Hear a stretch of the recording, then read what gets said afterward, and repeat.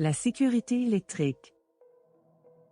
L'énergie électrique est couramment utilisée pour alimenter, par câble ou par batterie, des appareils, des machines et des outils qui nous permettent d'accomplir des tâches quotidiennes.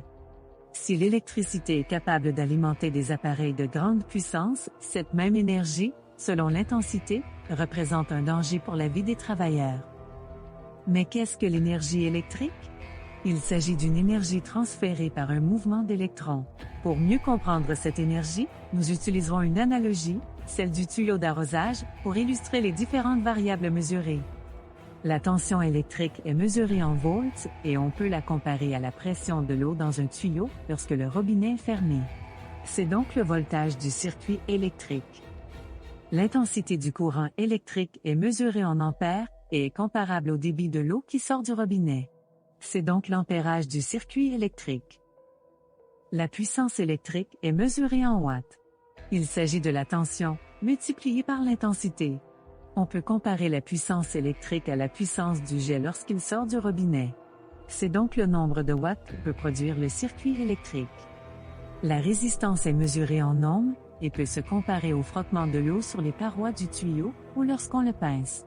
C'est la capacité d'un matériau à s'opposer au passage du courant électrique.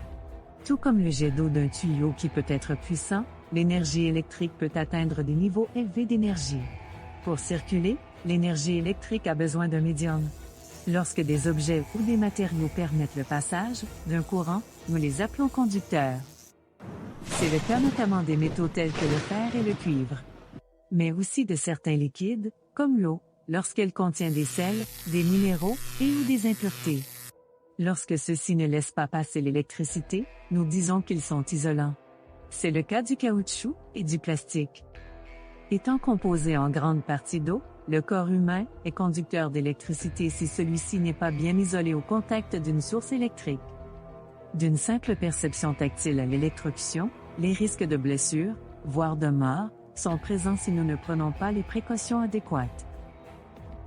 Voici quelques exemples où les précautions nécessaires n'ont pas été prises. Sur un chantier, des travailleurs n'avaient accès qu'à une seule prise de courant. Pour alimenter leurs outils, ils ont ajouté des rallonges et des prises supplémentaires sur le même circuit. Résultat, après plusieurs heures d'utilisation au-delà des capacités du câblage, celui-ci a pris feu et un incendie électrique majeur a endommagé de nombreux équipements.